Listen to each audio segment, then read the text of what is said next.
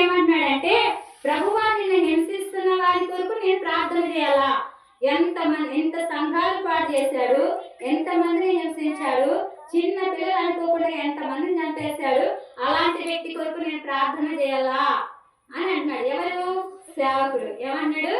సేవకుడు అలాంటి వాడి కొరకు నేను ప్రార్థన చేయాలా అని అంటే, నువ్వు వెళ్ళు, అతడు నా కొరకు సాక్షిగా ఉంటాడు. హల్లెలూయా. ఆయన వెళ్ళేసి ప్రార్థన చేసిన తర్వాత ఆయన కళ్ళు వచ్చాయి. హల్లెలూయా. అప్పుడు యేసు ప్రభు ఇక్కడ మార్పు కలిగింది. ఏం కలిగింది? మార్పు. మొదటిగా ఎలా ఉండేవాడు? అందరినీ కొట్టేవాడు, కొరడాలతో కొట్టేవాడు, అవమానపరిచేవాడు, హింసించేవాడు, సంఘాలు పాడు చేసేవాడు, పురుషుల్ని, స్త్రీల్ని, సంఘాన్ని పాడు చేసే వ్యక్తి ఇప్పుడు పూర్తిగా మారిపోయాడు. ఆయన ఎలా అయిపోయాడు? పూర్తిగా మారిపోయి పాతవి గతించిపోయాడు, సమస్యలు క్రొత్తవాయన అన్నట్టుగా ఆయన క్రొత్తగా జీవించడం ప్రారంభించాడు. ఎవరు?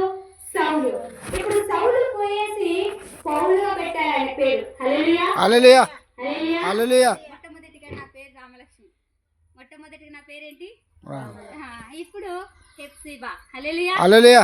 అంటే యేసు ప్రభుని అంగీకరించిన తర్వాత హెప్సిబా అని పేరు పెట్టబడింది. అంటే నాకు పాత జీవితాన్ని వదిలేశాను.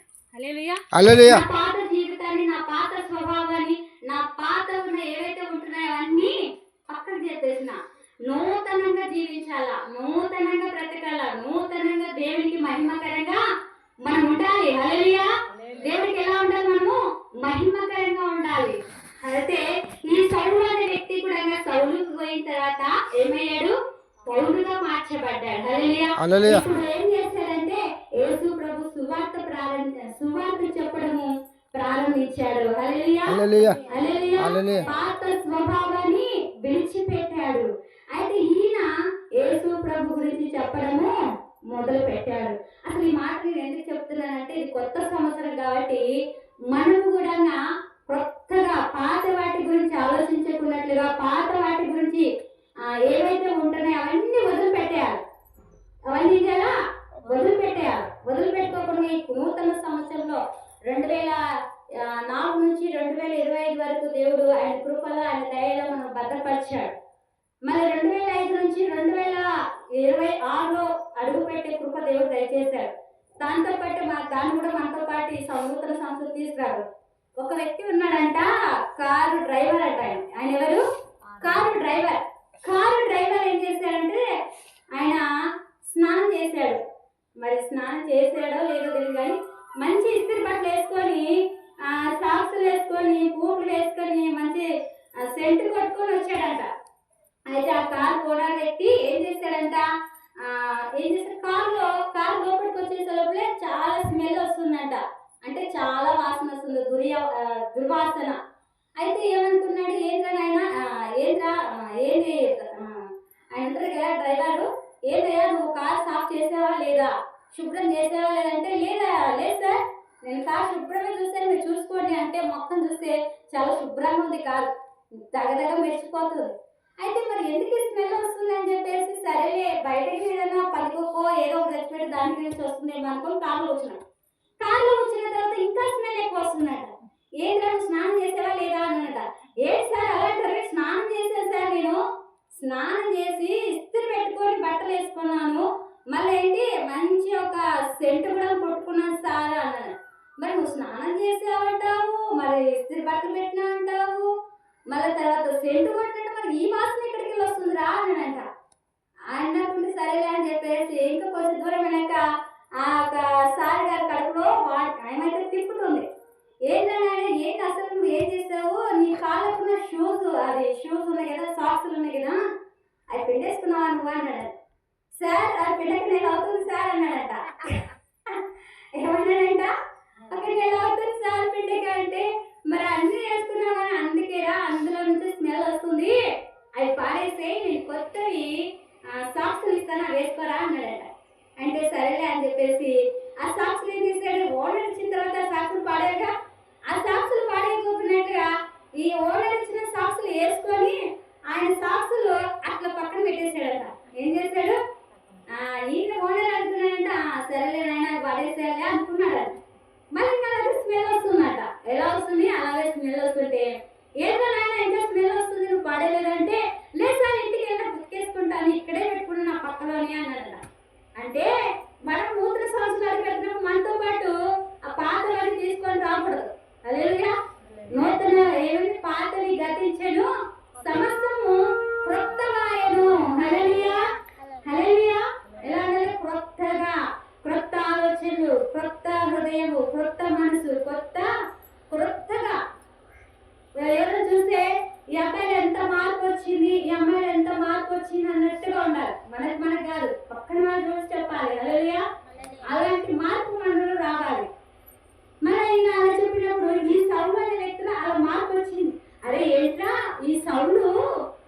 ఎంతమందిని హింసించేవాడు, స్త్రీలను కొట్టేవాడు, పురుషులు హింసించేవాడు, సంఘాలు పాడేసేవాడండి. అసలు ఏసై గురించి చెప్తానే ఈయన కొరడాలతో కొట్టేవాడు, వాళ్ళ దేహాన్ని గాయపరిచేవాడు, ఈడ్చుకొని వెళ్ళేవాడు, మొత్తం ఊరంతా తిప్పేవాడు. అలాంటి వ్యక్తి ఎలా మారిపోయాడు వీడు? అసలు వీడైతే దేవుడి గురించి ఎంత గొప్ప చెప్తున్నాడు అని ఆశ్చర్యపోతున్నాడు. అందరూ కూడా ఆశ్చర్యపోతున్నారు. హల్లెలూయా, నేను తెలియక చేశానయ్యా, ఈయనే లోక రక్షకుడు. హల్లెలూయా, తన పాత స్వభావాన్ని, పాతవన్నీ విడిచిపెట్టి క్రొత్తగా జీవించడం మొదలు పెట్టాడు. వెనుకున్నవి మరచి ముందున్న వాటి కొరకు వేగిరి పడుతున్నాడు. ఈ మాట కూడా పౌలు గారు చెప్తున్నాడు. హల్లెలూయా, ఏంటంట? వెనుకున్నవి మరచి ముందున్న వాటి కొరకై మనం వేగిరి పడాలంట. మరి ఈ సంవత్సరం మనం అడుగు పెడుతున్నాం కాబట్టి వెనక స్వభావాన్ని అన్ని విడిచిపెట్టాల. ఎక్కడ పోతేలే నా ఆలోచనలు అలాగే ఇంకా అయిపోయింది. ఒంటరిగా ఉన్నప్పుడు అన్ని ఆలోచనలే వస్తుంటాయి. అవన్నీ విడిచిపెట్టేసేయాలి. మనం క్రొత్తగా జీవించాలి. ఒక మెట్టు మనము పైకి వెక్కాలి. ఇంకొక ఆత్మీయతలు ఇంకొక మెట్టు మనము ఎదగాలి. ఎక్కడ వేసిన గొంగలి అక్కడ ఉండకూడదు. హల్లెలూయా, ఎక్కడ వేసిన గొంగలి అక్కడ ఉండకూడదుగా. ఒక మెట్టు మనము ఆత్మీయతలో ఎదిగి ముందుకు సాగిపోవాలి. ఆత్మీయతలోనే కాదు, ప్రార్థనలోను, వాక్యములోను, పరిచర్యలోను, తర్వాత కుటుంబంలో కూడా మనం రోజు ఏం చేయాలి? కుటుంబం కొరకు, పిల్లల కొరకు ప్రార్థన చేసేవారిగా ఉండాలి. సంఘం కొరకు ప్రార్థన చేసేవారిగా ఉండాలి. మరి ఇతరులతో మాట్లాడేటప్పుడు మనం ఎలా మాట్లాడాలి అనేది కూడా నేర్చుకోవాలి. మనలో మార్పు అనేది రావాలి. హల్లెలూయా, హల్లెలూయా. ఒక్క మాట చెప్పేసుకొని ముగించేసుకున్నాము. హల్లెలూయా. తిమోతి రాసిన రెండో పత్రిక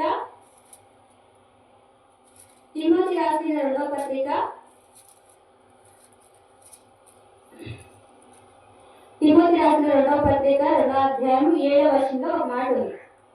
ఏమనుంది చదువుమా? తిమోతి రాసిన పత్రిక 4వ అధ్యాయము 7వ వచనము.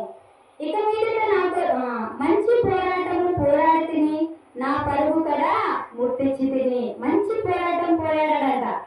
ఆయన ఏం పోరాడంట? మంచి పోరాటం. ఇది వరకు ఆయన పోరాటం ఎలా ఉందంటే అందరిని చంపేయడము, హత్య చేయడం ఇలాంటివి ఉన్నాయి. కానీ యేసు ప్రభువు నమ్మిన తర్వాత ఆయనలో మార్పు కలిగింది. మంచి పోరాటము పోరాడితిని, నా పరుగు కడముట్టించి తిని, నా విశ్వాసాన్ని కాపాడుకుంటుంది. సౌలు ఏమన్నా? నా విశ్వాసాన్ని కాపాడుకున్నాను. మనకి ఏదైనా కొంచెం శోధన రాగానే, ఏమైనా సమస్యలు రాగానే విశ్వాసంలో నుంచి మనం ఏమైపోతాము? సల్లగిల్లిపోతాము. దేవుడితో సహవాసం వలన సల్లగిల్లిపోతుంది. అయితే ఇక మీదట నా కొరకు నీతి కిరీటము ఉంచబడింది. హల్లెలూయా.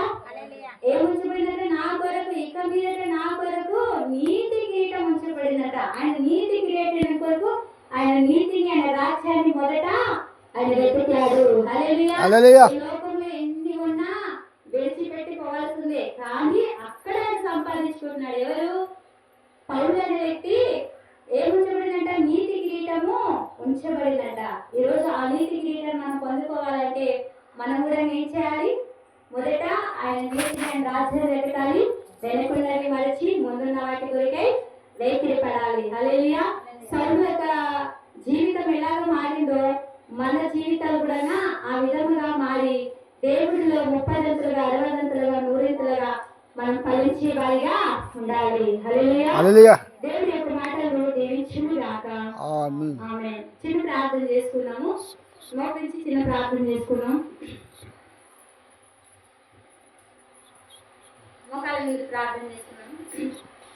స్తోత్రములు నాయన, పరిశుద్ధుడా, ప్రియ పరలోకమందున్న మా దేవా, అయ్యా నీకే వందనాలు, స్తోత్రాలు. అయ్యా సౌలు అన్న వ్యక్తి, ఇదిగో నా ప్రభు, ఆయన నిన్ను అంగీకరించుకున్నప్పుడు ఆయన పాత స్వభావం, ఆయన ఏ విధముగా నడుచుకునేవాడు, అయ్యా ఏ విధముగా ఆయన ఉండేవాడు, అయ్యా నిన్ను తెలిసిన తర్వాత, నీ వెలుగు ఆయన మీద ప్రకాశించిన తర్వాత, నీ స్వరం ఆయన విన్నప్పుడు, ఆయన నిన్ను చూసినప్పుడు, అయ్యా ఆయన తన పాత స్వభావాన్ని, పాత అలవాట్లు, పాత పద్ధతులు అన్నింటినీ విడిచిపెట్టి వెంబడించాడయ్యా. ఇదిగో నేను వెనుకున్నవి మర్చిపోయాను, వెనుకున్నవి విడిచిపెట్టేశాను, ముందున్న వాటి కొరకు నేను వేగిరి పడుతున్నాను అన్నట్టుగా మేము కూడా ప్రభువా ఈ నూతన సంవత్సరంలో, గత సంవత్సరం అంతా కూడా సంఘాన్ని, సగబిడల్ని, మమ్మల్ని, మా గ్రామాన్ని, మా గ్రామంలో ఉన్న ప్రతి కుటుంబాన్ని కాచి కాపాడినందుకు వందనములు.